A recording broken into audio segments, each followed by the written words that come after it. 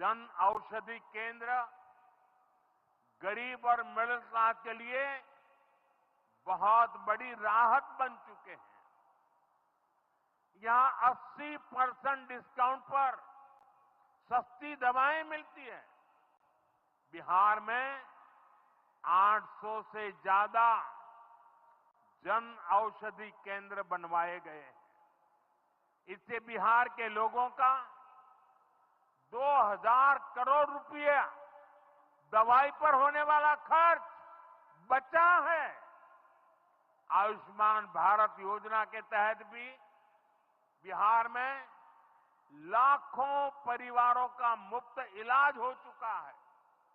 इससे इन परिवारों को हजारों करोड़ रुपयों की बचत हुई है।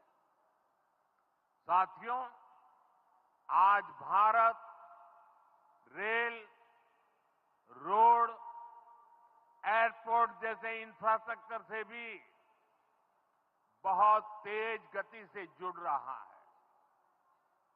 पटना में मेट्रो का काम चल रहा है।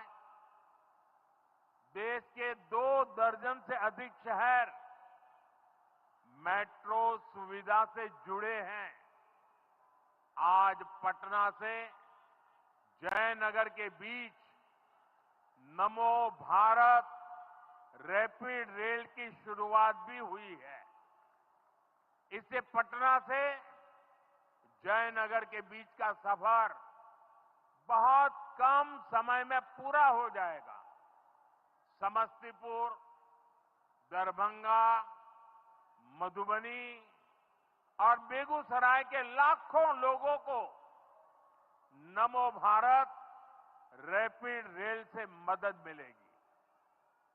साथियों, आज यहां अनेक नई रेलवे लाइनों का उद्घाटन और लोकार्पण हुआ है। सहरा से मुंबई तक आधुनिक अमृत भारत ट्रेन शुरू होने से हमारे श्रमिक परिवारों को बहुत सुविधा होगी। हमारी सरकार मधुबनी और झंझारपुर से ऐसे बिहार के दर्जनों रेलवे स्टेशनों को भी आधुनिक बना रही है। दरभंगा एयरपोर्ट से मिथिला की बिहार की एयर कनेक्टिविटी बेहतर हुई है। पटना एयरपोर्ट का भी विस्तार किया जा रहा है। विकास के इन कार्यों से बिहार में रोजगार के नए अवसर बन रहे हैं। साथियों, हमारे किसान ग्रामीण अर्थव्यवस्था की रीढ़ है। ये रीढ़ जितनी मजबूत होगी, गांव उतने ही मजबूत होंगे, देश उतना ही सशक्त होगा।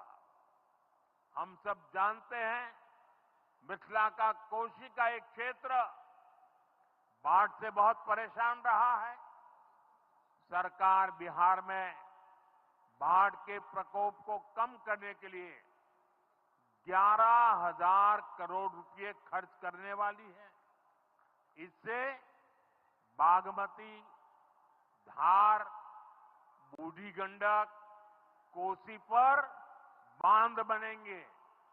इससे नहरों का निर्माण होगा, नदी के पानी से सिंचाई की व्यवस्था होगी और हर किसान के खेत तक पानी पहुंचाने का इंतजाम भी होगा।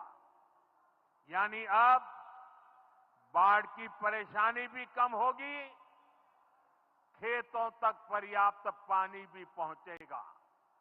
साथियों, मखाना आज देश और दुनिया के लिए सुपर फूड है, लेकिन मिथिला की तो ये संस्कृति का हिस्सा है।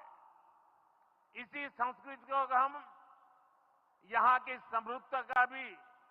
समृद्धि का भी सूत्र बना रहे हैं। हमने मखाने को जीआई टैग दिया है, यानी मखाना इसी धरती का उत्पाद है। इस पर अब आधिकारिक मोहर लग गई है। मखाना रिसर्च सेंटर को भी नेशनल स्टेटस दिया गया है। बजट में जिस मखाना बोर्ड की घोषणा की गई है, वो बनने से मखाना किसानों का भाग्य बदलने वाला है। बिहार का मखाना दुनिया भर के बाजारों तक सुपर फूड के रूप में पहुंचेगा। बिहार में national institute of food technology and management भी बनने वाला है। इससे यहां के नौजवानों को फूड प्रोसेसिंग से जुड़े छोटे उद्यम लगाने में और मदद मिलेगी। साथियों, खेती के साथ साथ मछली उत्पादन में भी बिहार निरंतर आगे बढ़ रहा है। हमारे मछुआरे साथी अब किसान क्रेडिट कार्ड की सुविधा का लाभ ले पा रहे हैं। इससे मछली के काम में जुटे अनेक परिवारों को लाभ हुआ है। पीएम मत्स्य संपदा योजना के तहत भी बिहार में सैकड़ों करोड़ रुपए के काम हुए हैं। साथियों,